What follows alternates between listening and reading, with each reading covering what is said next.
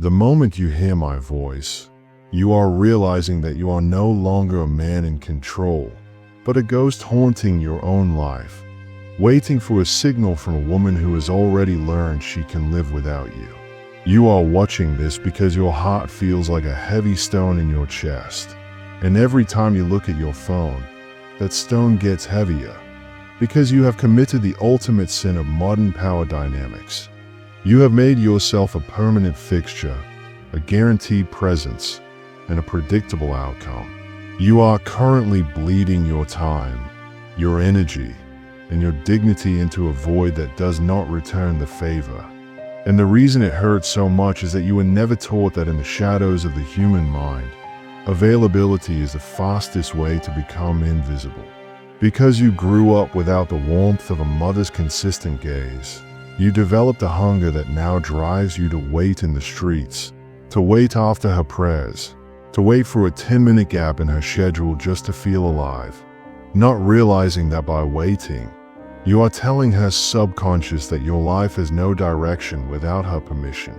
You think that by being good, by being loyal, and by being there, you are building a bridge, but you are actually building a cage where you are the only prisoner, because she knows that no matter how she treats you, no matter how many times she denies your physical needs or dismisses your pain, you will still be there in the morning.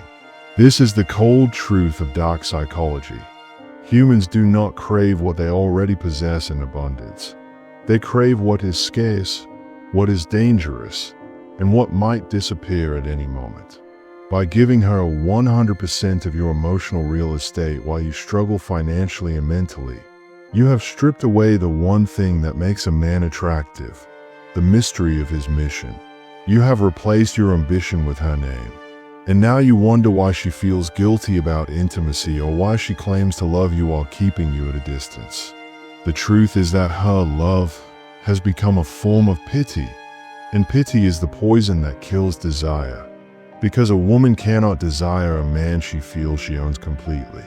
You are acting like a child seeking a mother's touch and a woman who wants a king's strength. And this mismatch is why your 3,000-word messages go unread or result in short, empty phrases like "know that I love you." Those words are not an anchor for you to hold on to. They are a leash she uses to keep you in the yard while she goes about her day, knowing that you are too afraid of the dark to ever leave. If you want to stop feeling like a choice and start being the priority, you must first accept that you have become your own worst enemy by being too easy to find. Imagine a diamond that is found in every gutter on every street corner. No one would wear it, no one would fight for it, and no one would value it, because its abundance makes it worthless. You are that diamond, but you have thrown yourself into the dirt of constant availability, thinking that being seen everywhere is the same as being respected. It is not.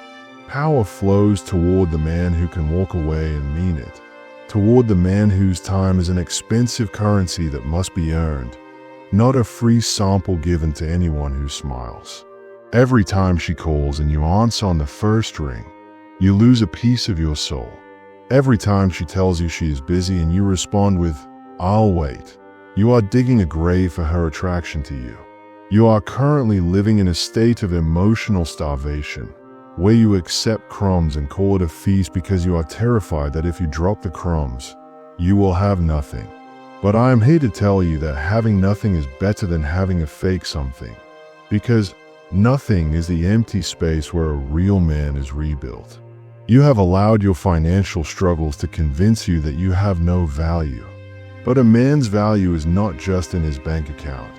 It is in his ability to command his own space and his own time. When you wander the streets waiting for her to finish her sessions, you are projecting an energy of a beggar, and beggars are never invited to the throne. You must realize that your obsession with her is not love. It is a trauma response from a childhood where you had to perform to be noticed, and now you are performing for a woman who is using your performance as background music to her own life. To break this cycle, you must become a ghost. You must vanish from the places where she expects to find you. You must stop the flow of your words, your explanations, and your pleas. Because in the world of high-level influence, silence is the only language that forces a person to face the reality of what they are losing. If she says she loves you but refuses to meet your needs, she is not loving you. She is managing you. She is keeping you on a maintenance dose of affection just high enough to keep you from leaving, but just low enough to keep you from feeling powerful. This is a subtle manipulation that you have allowed because you are afraid of the silence of your own room. But that silence is where your power lives. You need to take that rage you feel, that burning fire in your chest when she ignores you, and instead of turning it into a message to her, turn it into a wall between you and her. Stop being her therapist, her waiter, and her backup plan. The moment you stop being available is the moment you will finally see you. But the trick of dark psychology is that by the time she finally sees you, you should be so far gone into your own success and your own self-respect that you no longer care if she looks or not. You are currently addicted to the hope of her changing. But hope is not a strategy. It is a slow death. You must kill the hope to save the man. You must realize that your needs are not bitches' stuff or something to be ashamed of. They are the natural requirements of a man, and by apologizing for them, you are castrating your own identity. Stop asking for permission to exist. Stop scheduling your life around her bath, her prayers, or her work. Start building a world where she has to wonder where you are. This is not about being cruel. It is about being authentic to your own worth. If you are not a priority, you should not be a presence. Period. No exceptions. Number 3,000-word justifications. Just a cold, hard withdrawal of your energy. You will feel the urge to reach out, to check in, to see if she noticed you are gone. But that is the addict in you screaming for a hit. You must be the doctor who denies the addict. When you become unavailable, you create a vacuum. And nature hates a vacuum. She will either rush to fill that space with the respect and intimacy you deserve, or the vacuum will pull in a new reality where you are free to find someone who doesn't make you beg for a seat at the table. Either way, you win. But you only win if you stay in the shadows long enough for the light to become something she misses. Your problem is that you are always in the light, blinding her with your presence until she has to close her eyes to get away from you. Close your phone. Walk away from the street corner. Go to the gym. Go to your books. Go to your work. And let the silence do the talking. The next time she sends a vague, "I love you" text, do not reply with a heart. Reply with nothing. Let her sit with the silence. Let her wonder if you have finally realized your own worth. Let her feel the coldness of the world without your warmth. Only then will you know if she loves the man or if she just loves the convenience of having a slave. You were born to be a warrior, not a shadow. You were born to lead, not to wait.